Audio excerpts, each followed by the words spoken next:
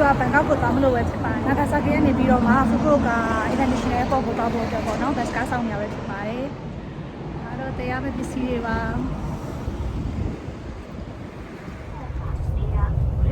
Bus Center and Fukuoka Airport International Terminal. Smoking is absolutely prohibited on this bus. Please set your mobile phone to the silent mode and read.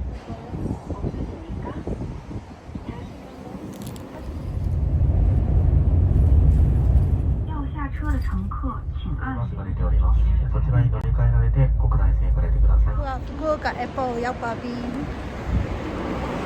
အားတော့နေမဲ့ပစ္စည်းတွေပဲချုပ်ပါတယ်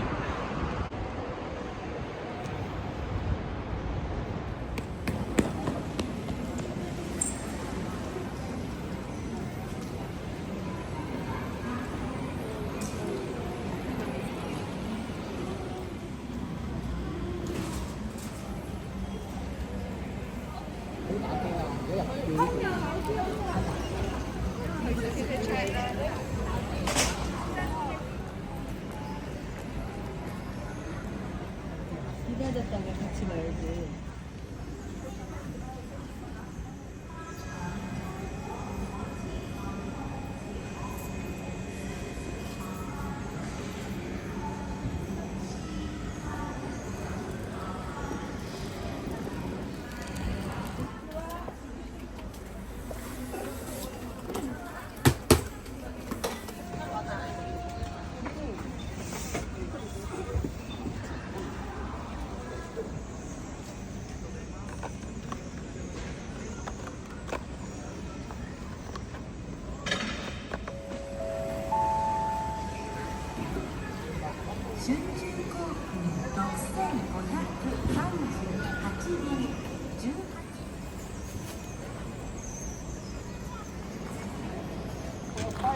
Available, 5 days available.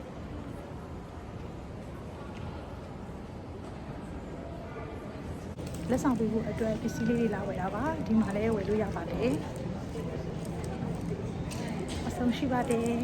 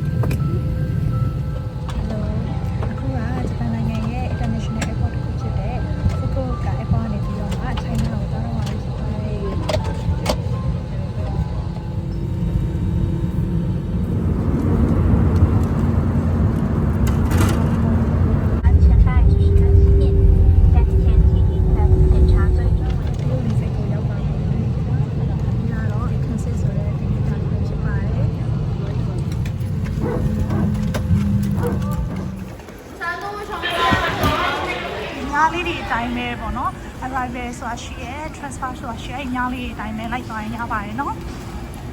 အိမ်သာလည်းရှိပါတယ်ဆိုရင် transfer နဲ့ arrival ဆိုပြီးတော့မှ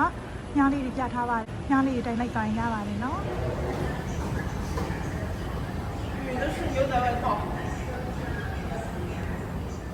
ဒီမှာဆိုရင်ရေတောက်လို့လည်းရပါတယ်ရေချိလို့လည်းရပါတယ်နော်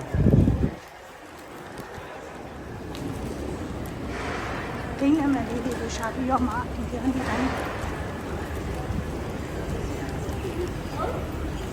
စီးရမယ့်ဂိမ်းနံပါတ်လေးတွေတိုင်းလိုက်သွားလို့ပါတယ်နော်ဂ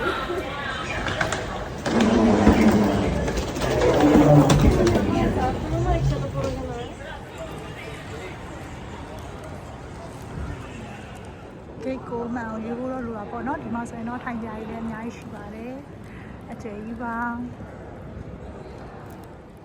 MU547 ကိန်းနံပါတ်က139ဆိုဒီမှာရှာကြည့်လိုက်တော့လေကိန်းနံပါတ်က139ပါပဲကိန်းနံပါတ်139ဆိုတော့ဒီနေ့တိုင်းလိုက်သွားရုံပါပဲဒီမှာဆိုရင်အိမ်သာလေးရှိပါတယ်ကိုစီရမယ့်ကိတ်ရဲ့နောက်ရောက်ပြီဆိုရင်ပစ္စည်းလေးထားပြီးတော့တိုက်လည်းသွားလို့ရပါတယ်ဒီဘက်က138ပါဒီဘက်ကတော့139ပဲဖြစ်ပါတယ်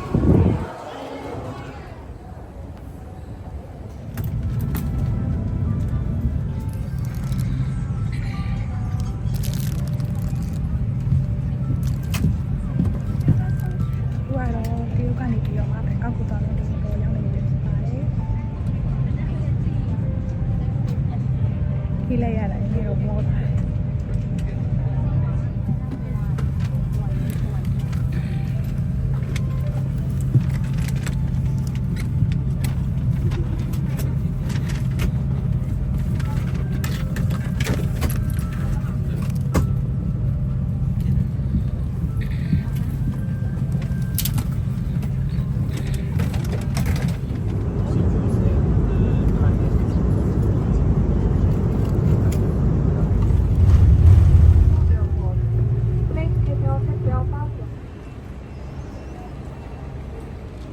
အခုကထိုင်းနိုင်ငံဘန်ကောက်မြို့ကိုရောက်ပါပြီဒီမှာရေးထားတဲ့လမ်းညွှန်လေးတွေအတိုင်းပဲလိုက်သွားရုံပါပဲဒီက arrival ပေါ့ထိုင်းကိုရောက်ပါပြီဒီမှာရေးဖြစ်လို့ရပါတယ်ဘာလဲပါလဲရှိပါတယ်ဒါတော့အိမ်ရမယ်ဂိတ်ကိုရှာတာဖြစ်ပါတယ်ကိုစီးခဲ့တဲ့ဒီရဲ့ flight number နဲ့ gate ကို